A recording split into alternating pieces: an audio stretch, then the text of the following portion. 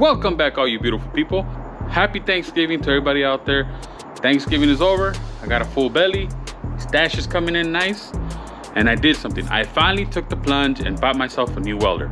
I originally had budgeted to buy me either a Miller or a Lincoln. I currently have a Lincoln machine that I'll show you. I've used it on a lot of projects and I really like the way it welds. The only thing I don't like, well, let me show you. So this is the machine that I've been using for many, many years. It's a Weld Pack 32 HD, and it says HD because I bought this at the Home Depot. It's a Home Depot special. I think maybe 10, 15 years, no, it's probably 10 years ago. I paid like $400 for this because it was on sale. And it's a great machine. It's flux core and MIG welder. The only thing that I do not like about this machine, like I said, it welds absolutely great, is that you cannot adjust the voltage. If you look at the voltage setting, it's just the A, B, C, and D setting. The problem with that is that when you're welding junk like I am, you don't always have super clean metal to weld to. What I would love with this machine is if I could dial down the voltage just a little bit. Sometimes the voltage is way too high and I end up making holes in a lot of stuff that I'm doing, and I gotta go back and refill it. I've been able to mess with it by playing with the wire speed and making sure that it doesn't burn all the way through. So there's just tricks that you gotta figure out, but the machine's been great. I've been wanting to get a new welder and I finally did. And I took the plunge, guys. I went to Harbor Freight. I ended up buying this Vulcan 220 Omni Pro, the multi-process welder. It does MIG, flux core, DC TIG, and DC stick. It comes with a gun and an electrode holder. It has 120, 240 inputs. The screen, preloaded welding program, so you can just like auto set the machine. And it being Thanksgiving weekend, the Black Friday deals, they had this thing on sale. I had a $100 gift certificate and they gave me an extra 10% off. So I only ended up paying about $850 for this welder compared to the $1,800 that I would have spent on the Millermatic 215 or $1,200 that I would have spent on the Lincoln 210 MP. I'm gonna go ahead and put this thing to work right away. We got a weld on the wagon. So this is the battery tray of the wagon, and it had a bunch of holes. I cut out the piece of metal. I made my little patch panel. As you can see, I had already started welding it, and then I ran out of gas. As you can see that weld right there, how it blew out because I ran out of gas. So I went and bought more gas. Then I said to myself, I'm just gonna take the plunge and get the welder. I have the money for it. I already budgeted for it. Let's just go and do it. I'm gonna set up the machine, get it all dialed in, and then weld the rest of this patch panel in.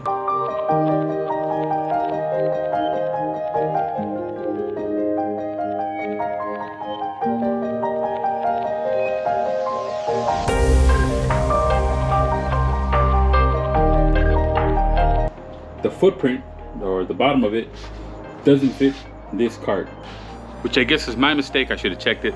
So I had to go back to Harbor Freight and pick up their bigger welding cart.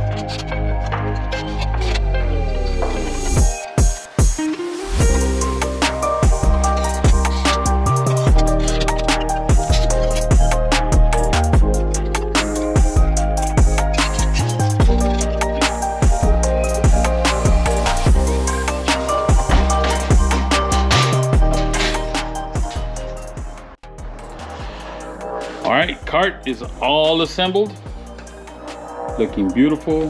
Got the bottle on, got it connected, got my spool of wire in. Let's start it up. So as soon as you start it up, you can toggle through and select what you're gonna be welding. We're gonna be doing MIG, steel C25, which is 25%. I don't know what the mixture is, but it's argon and CO2, I think. I'm gonna select that. It tells me the ground clamp, to put it on the negative sides, negative. And then this one to positive. So you can see right there, negative, positive, ground clamp on negative, and then this lead, I guess that's what feeds The gun goes to positive, so that's good. We're using 030 wire, and we're welding 18 gauge, so that works. So those are all set up to go, I believe. I went ahead and set up the wire. I just haven't fed it. It has this really cool button right there that feeds the wire without having to squeeze the trigger.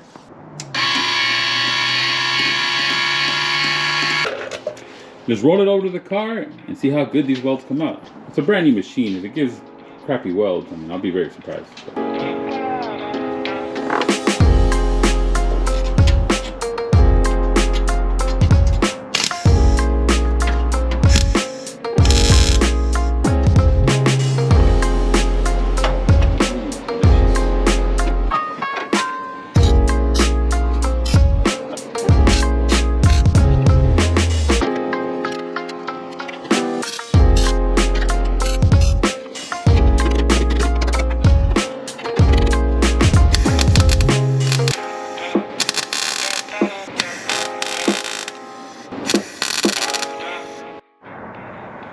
Well, that is not the finished product, but it's pretty close.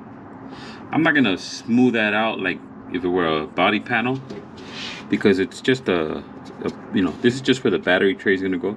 So I'm just gonna make sure there's no pinholes. I'm gonna flatten them down and then just put some body sealer on there to make sure that we get no more rust in any of those welds that I just did. But I mean, after I got it dialed in, like I said, I wasn't sure about wire speed and all that. Once I got figured out, it pretty much just stitch welded that sucker pretty fast. So I'm pretty happy with it. Once I get all those pinholes filled, I can mount my battery tray back in, and that way the battery has a place to sit, because before it was just dancing around in there. One of the reasons I bought the new welder, I wanted a machine that had some of the new features that are out now. This one has a spot weld feature, has the auto set. You can do TIG on this machine, and I'm glad I have the opportunity to do it with this machine. I don't know if I ever get to it, because I know that's a whole nother thing. I'm not the best MIG welder, so TIG welding is a whole nother avenue, a whole nother area of specialty that you got to actually practice. But I have it, so I might get the TIG set up and learn how to weld TIG. Either way, I'm happy with my purchase. I got it for a good price. It was on sale and I had coupon, so now we just gotta really use it to see how good this machine is. My other welder, I'm still gonna keep around just in case, because you never know. But in saying all that, thanks again for joining me. Please like and subscribe if you're liking the content, and I'll catch you on the next one.